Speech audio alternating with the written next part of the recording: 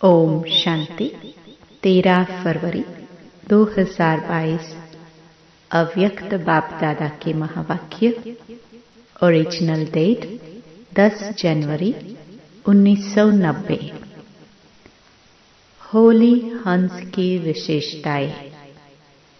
आज सर्व बच्चों को विशेष आत्मा बनाने वाले बाप दादा हर एक होली हंस की विशेषता देख रहे हैं।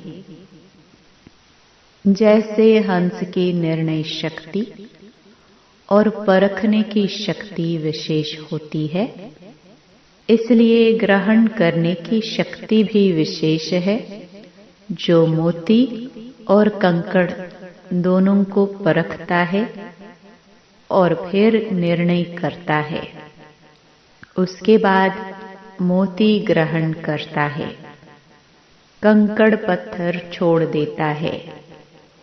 तो परखना, निर्णय करना और ग्रहण करना अर्थात धारण करना, तीनों शक्तियों के विशेषता के कारण संगम युगी सरस्वती माँ की सवारी हंस दिखाया है। तो एक सरस्वती माँ का यादगार नहीं, लेकिन माँ समान बनने वाली ज्ञान वीणा वादनी आप सभी हो। इस ज्ञान को धारण करने के लिए भी यह तीनों विशेषताएं अति आवश्यक है। आप सभी ने ब्राह्मण जीवन धारण करते ही ज्ञान द्वारा, विवेक द्वारा पहले परखने की शक्ति के आधार को पहचाना, अपने आप को पहचाना, समय को पहचाना, अपने ब्राह्मण परिवार को पहचाना, अपने श्रेष्ठ कर्तव्य को पहचाना। इसके बाद निर्णय किया, तब ही ब्राह्मण जीवन धारण की। यह वही कल्प पहले वाला बेहद का बाप है, परम आत्मा है। मैं भी वही कल्प पहले वाली श्रेष्ठ आत्मा हूँ, अधिकारी आत्मा हूँ। इस परखने के बाद निर्णय किया। बिना बाप को परखने के निर्णय नहीं कर सकते। कई आत्माएं अभी तक भी संबंध संपर्क में हैं, बहुत अच्छा कहती रहती हैं, लेकिन परमात्म पहचान व परखने की शक्ति न होने कारण निर्णय नहीं कर सकते कि क्या बनना है व क्या करना है। इसलिए ब्राह्मण जीवन धारण नहीं कर सकते। सहयोगी बनते हैं, लेकिन सहज योगी जीवन नहीं बना सकते, क्योंकि दोनों शक्तियां नहीं हैं। इसलिए होली हंस नहीं बन सकते। पवित्रता रूपी मोती और अपवित्रता रूपी कंकड़ दोनों को अलग नहीं समझते, तो पवित्रता को ग्रहण करने की शक्ति नहीं आ सकती। तो होली हंस की विशेषता है, पहले शक्ति परखना अर्थात पहचानना। आप होली हंसों में यह दोनों शक्तियां हैं ना, क्योंकि बाप को पहचाना, अपने आप को भी पहचाना, निर्णय भी ठीक किया, तब तो ब्राह्मण बने और चले रहे हो। इस बात में तो सब पक्के पास हो, लेकिन जो सेवा करते हो और कर्म में आते हो, सारे दिन की दिनचर्या में जो कर्म करते हो, संबंध संपर्क में आते हो, उसमें सफलतापूर्वक हर कर्म रहे व हर संपर्क वाली आत्मा के संबंध में आने में सदा सफलता रहे। हर प्रकार की सेवा मनसा वाचा कर्मणा, तीनों में सदा सफलता अनुभव हो, उसका भी आधार परखने की शक्ति और निर्णय करने की शक्ति है। इसमें फुल पास हो। सेवा की सफलता व संपर्क में सफलता सदा न होने का कारण चेक करो तो कार्य को, व्यक्ति को, आत्मा को परखने की शक्ति में अंतर पड़ जाता है। जिस आत्मा को जिस समय जिस विधि पूर्वक सहयोग चाहिए व शिक्षा चाहिए, स्नेह चाहिए, उस समय अगर परखने की शक्ति तीव्र है तो अवश्य संबंध में सफलता प्राप्त होगी। लेकिन होता क्या है, जिस आत्मा को जो सहयोग व विधि उस समय चाहिए वो न देकर व न परखने कारण अपने ढंग से उसको सहयोग देते हो व विधि अपनाते हो, इसलिए संतुष्टता की सफलता नहीं होती। जैसे शारीरिक बीमारी को परखने की डॉक्टर को विधि न आए तो क्या होता है, ठीक होने के बजाय एक से अनेक रोग और पैदा हो जाते हैं।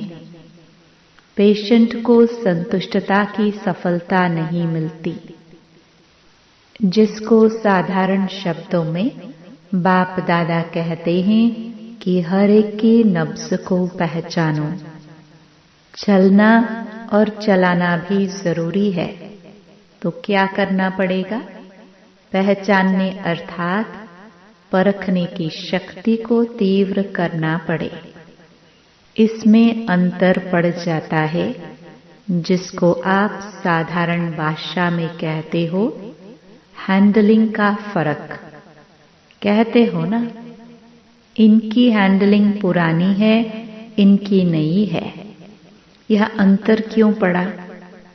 क्योंकि हर समय हर आत्मा और हर कार्य को परखने की शक्ति चाहिए।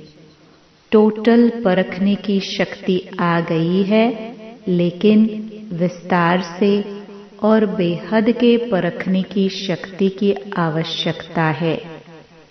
उस समय आत्मा की ग्रहण शक्ति कितनी है, वायुमंडल क्या है, और उस आत्मा की सुनने व शिक्षा लेने की मूड कैसी है।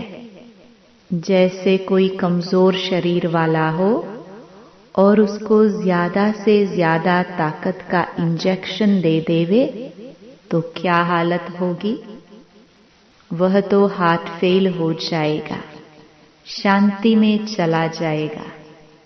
ऐसे अगर संबंध में आने वाली आत्मा कमजोर है, आत्मा में हिम्मत नहीं है, लेकिन आप उसको शिक्षा का डोज देते जाओ, उसका मूड, समय, वायुमंडल परख न सके तो रिजल्ट क्या होगी?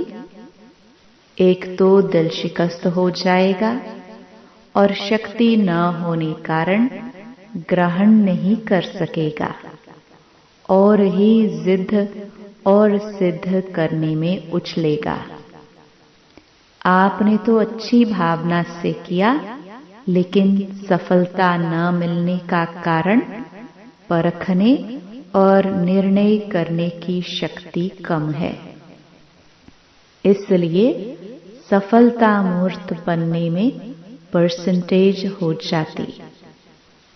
तो सारे दिन के कर्म और संबंध में परखने की शक्ति की आवश्यकता हुई ना, इसलिए शिक्षा भल दो, लेकिन सब बातों को परख कर फिर कदम उठाओ।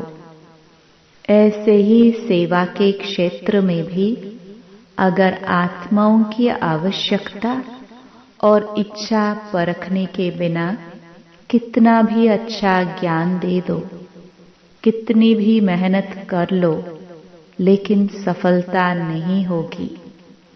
अच्छा अच्छा कहना तो एक रीति रस्म हो गई है, क्योंकि आप कोई बुरी बात तो कहते भी नहीं हो, लेकिन जो सफलता का लक्ष्य रखते हो उसमें समीप अनुभव करो।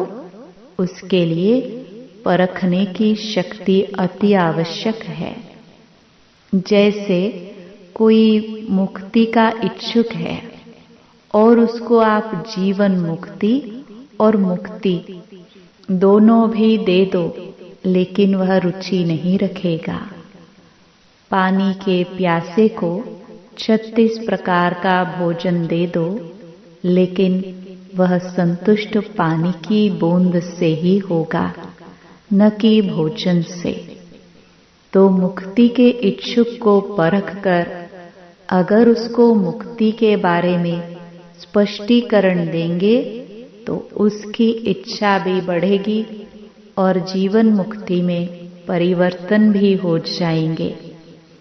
किसको धारणा की बातें सुनना अच्छा लगता है, उसको आप कल्प 5000 वर्ष का व गीता का भगवान कौन यह बताना शुरू कर दो तो और ही इंटरेस्ट खत्म हो जाएगा।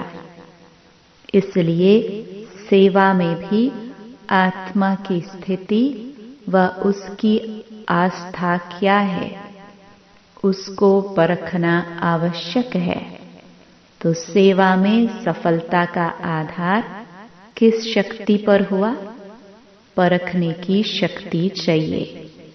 चाहे अज्ञानी आत्माओं की सेवा, चाहे सेवा साथियों की सेवा, दोनों में सफलता का आधार एक ही है। तो होली हंस की विशेषता सबसे पहले परखने की शक्ति को बढ़ाओ। परखने की शक्ति यथार्थ है, श्रेष्ठ है, तो निर्णय भी यथार्थ होगा और आप जिसको जो देना चाहते हैं वह उसमें ग्रहण करने की शक्ति स्वतः ही होगी। और क्या बन जाएंगे? नंबर 1 सफलता मूर्त। तो चाहे सेवा में, चाहे संबंध में, लक्ष्य को प्राप्त करने के लिए इस लक्षण को धारण करो। तो सारे दिन में यह चेक करो, सारे दिन की दिनचर्या में परखने की शक्ति कहाँ तक यथार्थ हुई और कहाँ करेक्शन एडिशन करने की आवश्यकता रही। करने के बाद करेक्शन अपने आप होती जरूर है, क्योंकि दिव्य बुद्धि का वरदान सबको मिला हुआ है।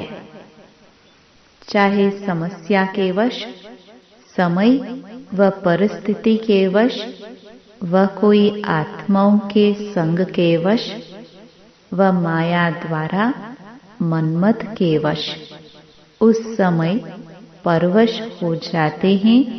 लेकिन समय, परिस्थिति, संग का प्रभाव, मनमत का प्रभाव जब हल्का हो जाता है, फिर दिव्य बुद्धि अपना काम करती है, जिसको आप लोग कहते हो जोश से होश में आ गए। फिर महसूस होता है कि यह करेक्शन व एडिशन होनी चाहिए थी व करनी है, लेकिन रजिस्टर में व कर्मों के हिसाब के किताब में दाग नहीं, लेकिन बिंदी तो पड़ गई। बिल्कुल साफ तो नहीं रहा ना, इसलिए कहा जाता है कर्मों की लीला अति गुह्य है। टीचर्स तो कर्मों की लीला को अच्छी रीति जान गई है ना। टीचर्स सारा दिन क्या गीत गाती है कि वाह मेरा श्रेष्ठ कर्मों की लीला।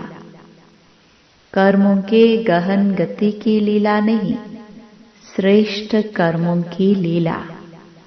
दुनिया वाले तो हर कर्म में, हर कदम में कर्मों को ही कूटते रहते हैं कि हाय मेरे कर्म। आप कहेंगे वाह श्रेष्ठ कर्म। अब इसमें और आगे बढ़ो कि सदा वाह श्रेष्ठ कर्म हो, साधारण कर्म नहीं।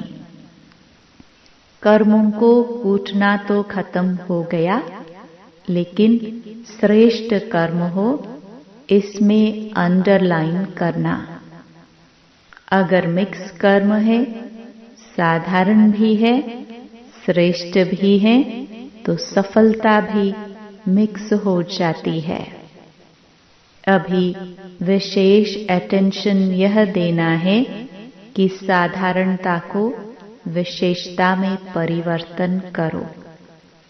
इस पर भी कभी सुनाएंगे कि बाप दादा हर एक की रोज की दिनचर्या में क्या क्या देखते हैं, साधारण कितनी है और विशेषता कितनी है, यह रिजल्ट देखते रहते हैं। बाप दादा के पास देखने का साधन इतने हैं जो एक ही समय देश विदेश के सभी बच्चों को देख सकते हैं। अलग अलग देखने की आवश्यकता नहीं, 5 मिनट में सबका पता लग जाता है। बच्चों के वाह वाह के गीत भी गाते हैं, साथ साथ सामान बनाने की एम से चेक भी करते हैं। सुनाया था ना कि बाप के स्नेह व बाप की पहचान, इसमें तो सब पास हो और कभी कभी तो कमाल के काम भी करते हो। अच्छी कमाल है, न कि धमाल वाली कमाल। कोई कोई बच्चे धमाल की भी कमाल करते हैं ना। होती धमाल है, लेकिन कहते हैं यह तो हमारी कमाल है, इसलिए बाप दादा कहते परखने की शक्ति को बढ़ाओ। अपने कर्मों को भी परख सकेंगे और दूसरों के कर्मों को भी यथार्थ परख सकेंगे। उल्टे को सुल्टा नहीं कहेंगे, यह परखने की शक्ति की कमी है।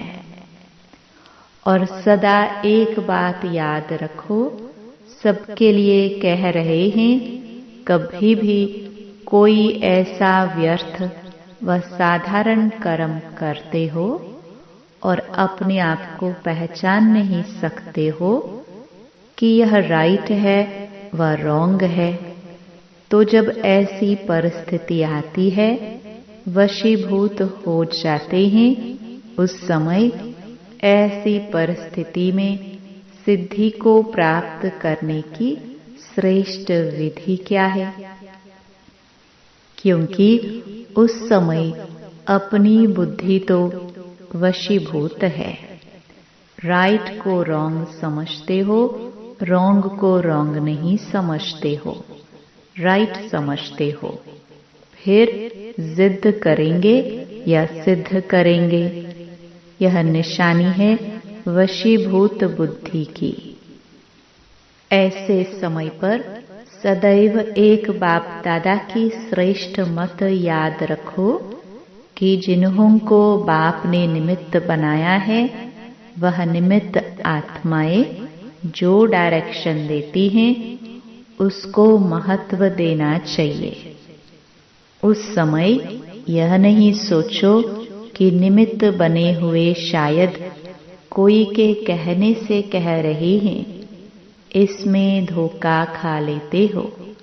निमित्त बनी हुई श्रेष्ठ आत्माओं द्वारा जो शिक्षा व डायरेक्शन मिलते हैं, उसको उस समय महत्व देने से अगर कोई बुरी बात भी होगी तो आप जिम्मेवार नहीं।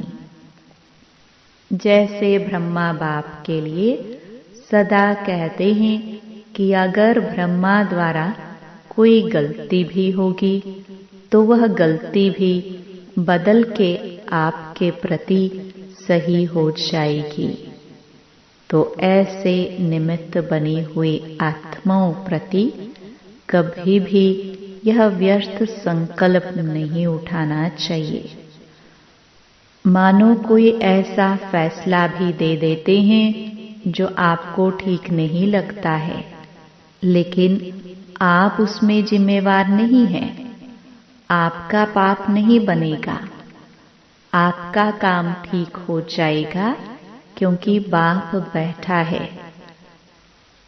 बाप पाप को बदल लेगा। यह गुह्य रहस्य है, गुप्त मशीनरी है।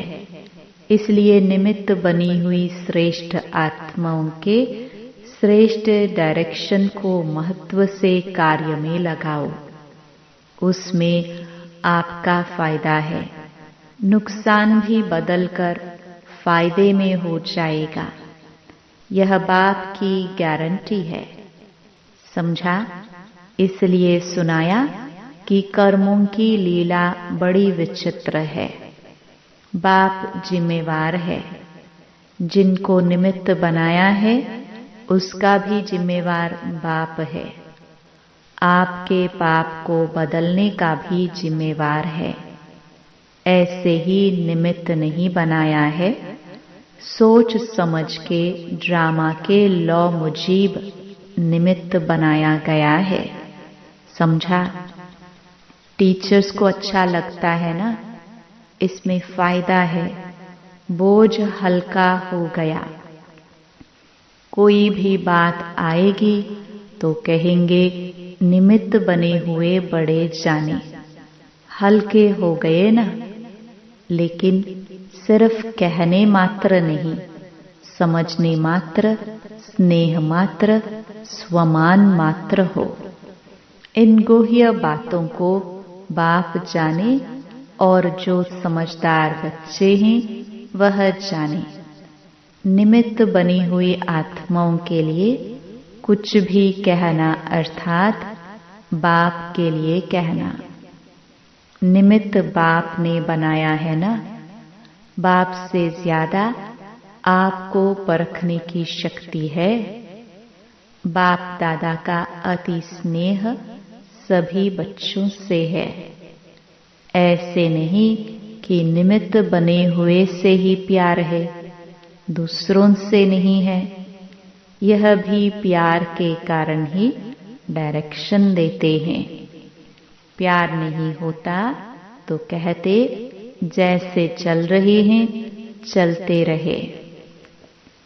जब इतनी हिम्मत रखी है और ब्राह्मण जीवन में चल रहे हो, उड़ रहे हो, तो छोटी सी कमजोरी भी क्यों रह जाए।